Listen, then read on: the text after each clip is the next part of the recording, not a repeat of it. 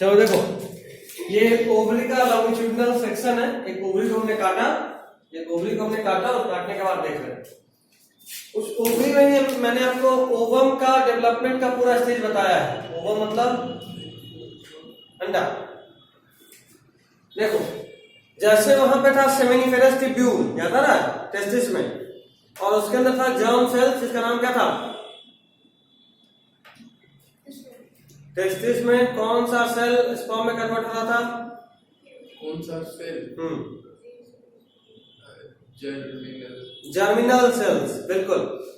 उसी तरह यहां भी देखो जर्मिनल सेल्स है, बस एक डिफरेंस है, वहां पे जर्म सेल से लगातार स्पर्म बन रहा होता है और यहां क्या होता है कि स्पर्म का एग का फॉर्मेशन बच्ची जब मां के पेट में होती है तभी हो जाता है, ठीक है? बच्ची जब मां के पेट में होती है तभी हो जाता है। खोला बंद देखो, तो बच्ची जब मां के पेट में होती है तभी हो जाता है। ये बात पूरी तरह से फिक्स हो चुका होता है कि एक किसी फीमेल के बॉडी में कितना अंडा बनेगा उसकी पूरी लाइफ टाइम, ठीक? बहुत बड़ा डिफरेंस है। यहां पे कब होता है? जन्म से पहले ही, ठीक? मतलब कितना एग होगा वो फिक्स है। अब ये एग सेल अनडेवलप्ड फॉर्म में होता है, कंप्लीट नहीं हुआ होता, डेवलपमेंट होता है, बस यही सेल फिक्स हो गया लेकिन कंप्लीट नहीं हुआ। अब ये सेल ओवरी के अंदर अलग अलग शेप और स्टेज में होता है। कुछ एग नेस्ट के फॉर्म में होता है, कुछ ऑर्बिचरस कोट के फॉर्म में होता है, अलग अलग स्टेज में, ठीक है? अब जैसे मान लो हाँ ये सब एग है, एग का कॉम्बिनेशन अलग अलग शेप है, ये सब और भी बहुत सारे शेप में हो सकता है, ठीक है? मैंने आपको सिर्फ दो दिखाया है। प्राइमरी फॉलिकल बताया। तो अभी मान लो कि मुझे इस एग को डेवलप कराना है, जैसे मान लो इस मंथ में इसी ओवरी से कोई एक एग को रिलीज होना है। मैंने आपको बताया है कि अल्टरनेट ओवरी से, पहली बार अगर फर्स्ट मंथ में लेफ्ट ओवरी से एग आया तो नेक्स्ट मंथ में राइट से आएगा। समझ में आ रहा बात? तो उसके बाद क्या होता है कि इस ओविजेनस कॉर्ड में से कोई एक एग, ये पूरा पूरा अब एग नहीं है, ये सब एग है बट ये पूरा पूरा एग नहीं है, इनमें से कोई एक डेवलप करना शुरू करा, कोई एक सेल डेवलप करना शुरू करा। डेवलप करने के बाद किस फॉर्म में कन्वर्ट हुआ? Primary follicle. प्राइमरी फॉलिकल थोड़ा और डेवलप करा तो किसमें कन्वर्ट हुआ? Secondary follicle. और सेकेंडरी फॉलिकल और डेवलप होता है तो किसमें कन्वर्ट होता है? Tertiary follicle. एक क्वेश्चन बहुत फेमस है वो ये कि आखिर टर्सरी फॉलिकल को हम पहचानते कैसे हैं? उसका पहचान का तरीका है एंट्रम। ये जो ब्लैक वाला आपको ये सर्कल दिख रहा है, ये एंट्रम में ये कैविटी है। कैविटी मतलब खोखला जगह, खाली जगह जिसके अंदर पानी भरा होता है, फ्लूइड भरा होता है, और उस फ्लूइड का नाम है फॉलिकुलर लिकर। क्या नाम है? Follicular liquor. तो अगर किसी भी एग के स्टेज में अगर ये कैविटी मिल गया, अगर ये खोखला जगह मिल गया तो उसको क्या बोलेंगे हम? कौन से स्टेज में है? टर्सरी। पहचान एंट्रम। एंट्रम क्या है? Fluid filled cavity. और क्या लिखा हूं? कैरेक्टरिस्टिक फीचर, मतलब कि ये सिर्फ और सिर्फ किस स्टेज में मिलेगा? Tertiary stage. इस टर्सरी स्टेज के अलावा ये और कहीं नहीं मिलेगा। खैर बात को और आगे बढ़ाता हूं। ये हो गया। अभी मान लो अब बॉडी में एक को निकलना भी तो होगा, अभी तो सब ओवरी के अंदर हो रहा है। तो जो पीरियड्स होता है, हिंदी में मासिक बोलते हैं, इस पीरियड्स के 14वें दिन, बहुत डिटेल में पढ़ाऊंगा आगे, बहुत डिटेल में पढ़ना है। तो 14वें दिन क्या होता है कि किसी फीमेल के बॉडी में एलएच, एक हार्मोन है ल्यूटिनाइजिंग हार्मोन। एलएच का पूरा नाम ल्यूटिनाइजिंग हार्मोन। इस एलएच अचानक से बहुत बढ़ जाता है। क्या? तो पीरियड्स आने से पहले 14वें दिन मंथ साइकिल में, मेंस्ट्रुअल साइकिल के 14वें दिन एलएच बहुत ज्यादा बढ़ जाता है अचानक से, और इस अचानक से एलएच के कंसंट्रेशन के बढ़ने की वजह से ये ब्रेक होता है बॉल, और यहां से ये ओवरी से एग बाहर आता है। वो भी एक ही एक आएगा। लेकिन ये डायग्राम में तो दिखाता है कि वो फैलोपियन ट्यूब से जाता है। ये पहले बाहर आता है, बाहर आने के बाद यहाँ पे जो कैविटी होता है हवा में उसमें चल जाता है, वहां पे 14 डेज अक्सर 14वें दिन को एक रिलीज होता है।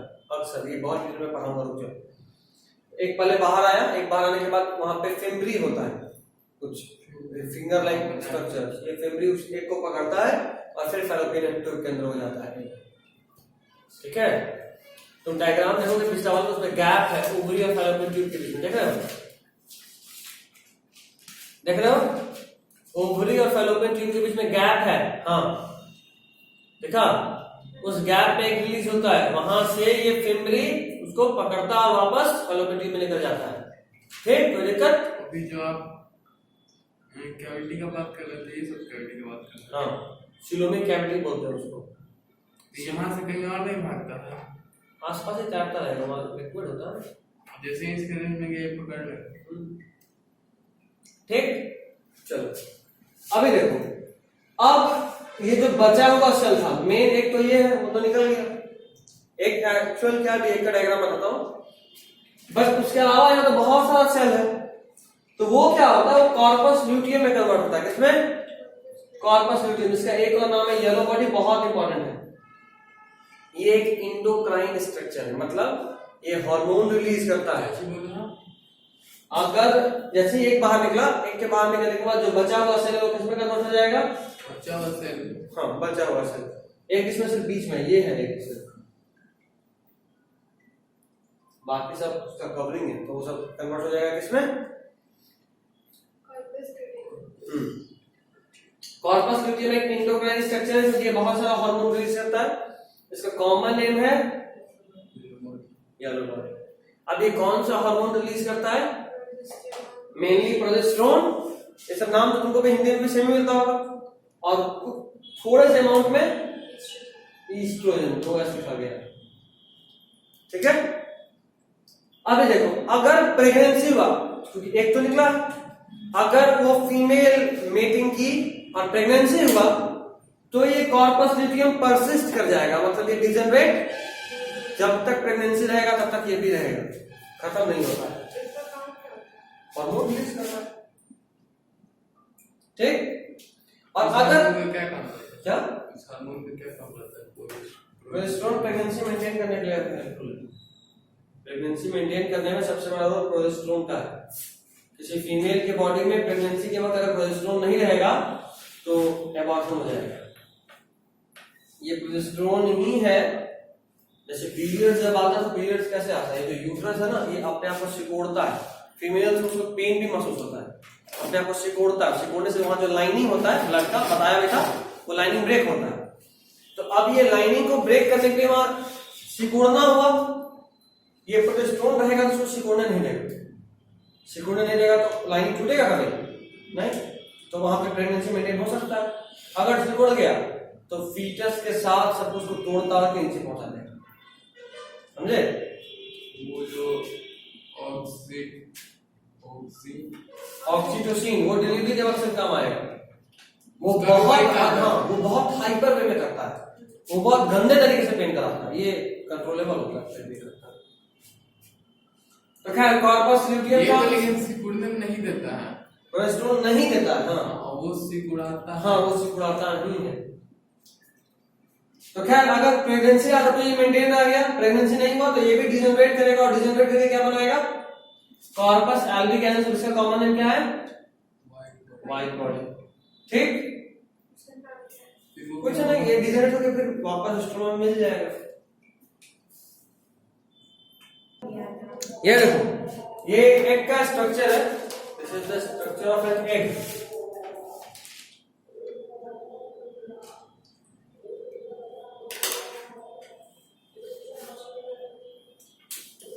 ये एग का स्ट्रक्चर है। एग के ऊपर दो कवरिंग होता है, एक सीआर का और दूसरा जेडपी का। इसका किसका कवरिंग? सीआर। सीआर मतलब, जेडपी मतलब, पहले सी आता है कि पहले जेड आता है? सी आता देख, पहले कोरोना आ गया था, फिर आया जोना पॉल्यूशन रहेगा यार। Outer most covering of egg, second covering of egg, and lastly matured ovum, जो कि किस स्टेज में होता है? याद करो, वहां पे भी हम लोग स्पर्म में भी पढ़े थे, याद है? Primary spermatocyte, secondary spermatocyte. Sperm वाला खोलो, थोड़ा बाद में, थोड़ा बाद में, बस इस तरफ। मिला? वैसे ही यहाँ भी होता है, प्राइमरी सेकेंडरी यहाँ भी होता है। प्राइमरी सेकेंडरी सब आएगा, अभी वो पढ़ा ही नहीं, ठीक है? अभी वो पढ़ा ही नहीं है।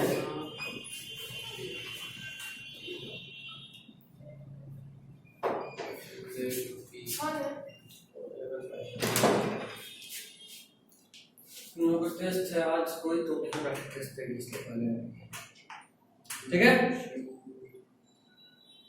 लिखो,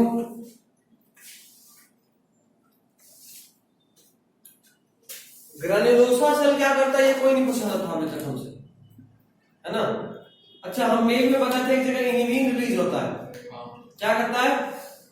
वो एफएसएच की ओवर एक्टिविटी, हाँ, ओवर एक्टिविटी को रोकता है कि कहीं मेल में फीमेल वाला कैरेक्टर ना आ जाए।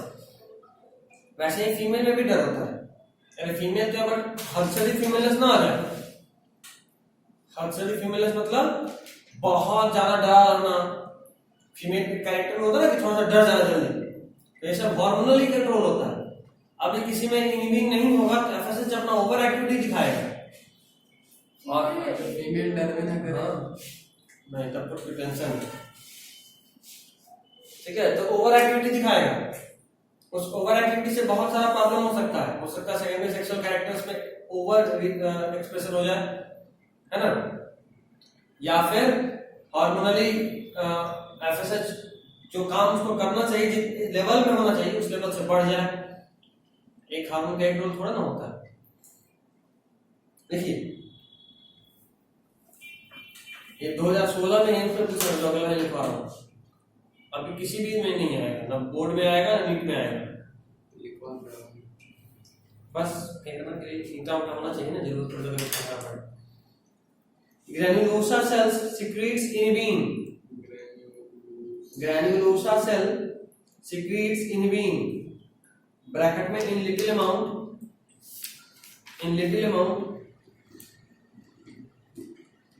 amount to check over activity of FSH.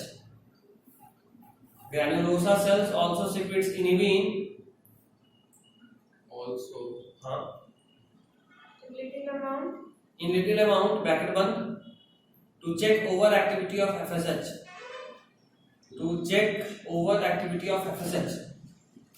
Granulosa cell थोड़ा बड़ा इनिबिन सिक्रीट करता है ताकि ओवर एक्टिविटी ऑफ एफएसएच को रोक सके, ठीक है? अगला पॉइंट बहुत इंपॉर्टेंट है, ग्राफियन फॉलिकल। ग्राफियन फॉलिकल क्या था? ग्राफियन फॉलिकल शायद लिखवाया था, नहीं लिखवाया था ना? देखो इतना बड़ा ब्लंडर, ग्राफियन फॉलिकल नहीं लिखवाया ना? टर्शरी फॉलिकल के बाद जो फॉलिकल ब्रेक हुआ, ब्रेक होकर एक बाहर निकला, उस फॉलिकल का नाम ग्राफियन फॉलिकल है। लिख लो, बहुत इंपॉर्टेंट है। दिखाइए,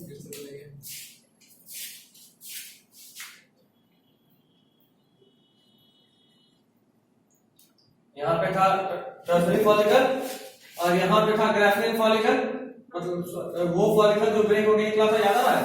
वही ग्राफियन फॉलिकल, इसी का नाम है ग्राफियन फॉलिकल।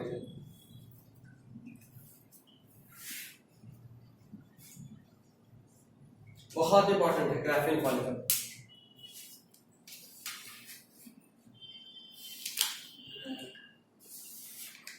अच्छा, एक क्वेश्चन बड़ा अच्छा पूछा जाता है कि अगर आपसे कोई बोले कि कोई फीमेल प्रेग्नेंट हो गई, ठीक है, उसके अंदर फीटस आ चुका है, वो गर्भ से जुड़ चुका है, लेकिन आप क्या किए कि प्रेगनेंसी के 3 महीने के भीतर उस फीमेल में मान लो कोई प्रॉब्लम आ गई तो उसका ओवरी निकालना पड़ गया। बहुत तरह का प्रॉब्लम आता है, उसका ओवरी निकालना पड़ गया, तो क्या वो बच्चा जन्म लेगा या मर जाएगा? जवाब होगा मर जाएगा।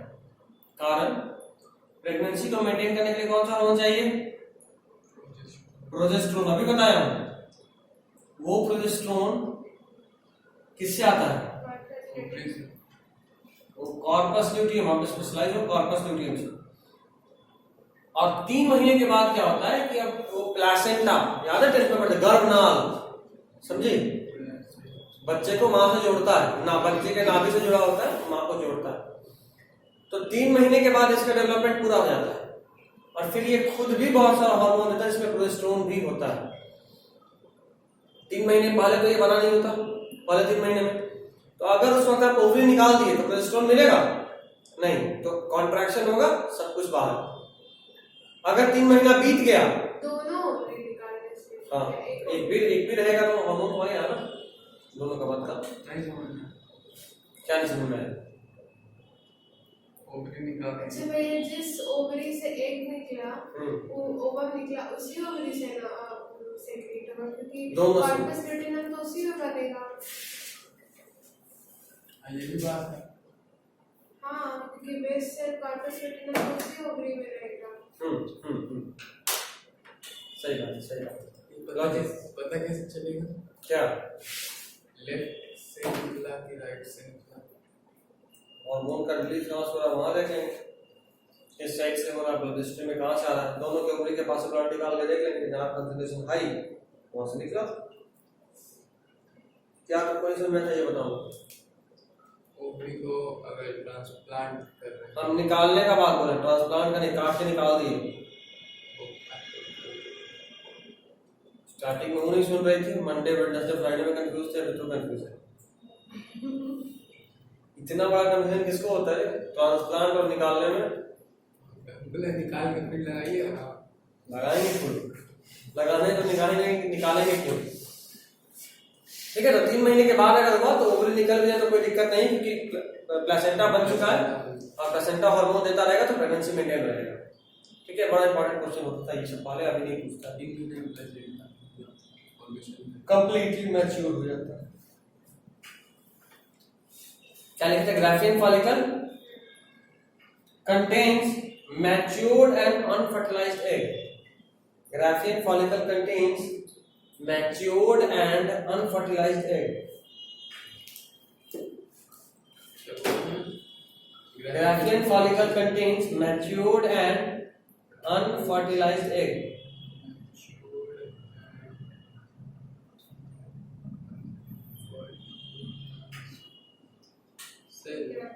Egg. ठीक है, चलो आई गेस की ओवरी कंप्लीट हो गया। अगला हम लोग पढ़ेंगे फैलोपियन ट्यूब, बट कल। ठीक है, फैलोपियन ट्यूब कल पढ़ेंगे।